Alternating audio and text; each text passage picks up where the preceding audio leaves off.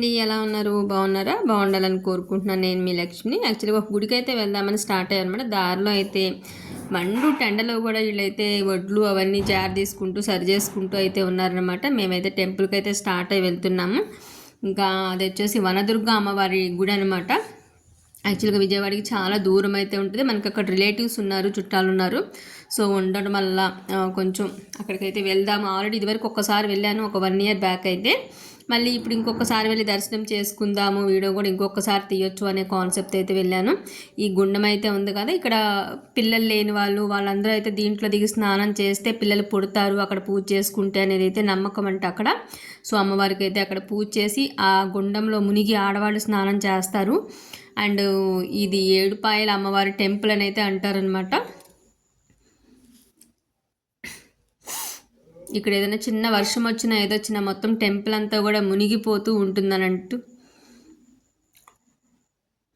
ఇక్కడ అందరూ పొంగళ్ళు పెట్టుకోవటం, మొక్కులు తీర్చుకోవటం, మొక్కుబడులు చేసుకోవటం, ఎప్పుడు కూడా కోలాహలంగా జనం అయితే అందరూ ఉన్నారు. నేనైతే అక్కడ లిటిల్ బిట్ అందరూ స్నానాలు చేస్తున్నట్టు నేను కూడా వెళ్ళి కాలంలో కొంచెం నదిలో స్నానం అయితే చేసి అమ్మవారికి దండం పెట్టుకున్నప్పుడు, ఎందుకంటే దూరం మీద మనం ఎప్పుడు వెళ్ళేది కాదు, చూసేది కాదు, కాబట్టి వెళ్ళినప్పుడే పర్ఫెక్ట్గా ఒకసారి చేసుకుందాం అనే కాన్సెప్ట్ అయితే ఇదివరకు లాస్ట్ టైం ఒకసారి అయితే అక్కతో వెళ్ళాను.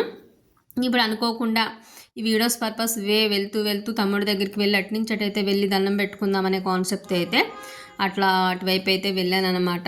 ఇంకా అమ్మవారిని ఇంకొకసారి అయితే దర్శనం చేసుకున్నాము. గుడి అంతా చూశారు కదా, అంతా అమ్మవారు అయితే వెలిసిన అమ్మవారు అనమాట.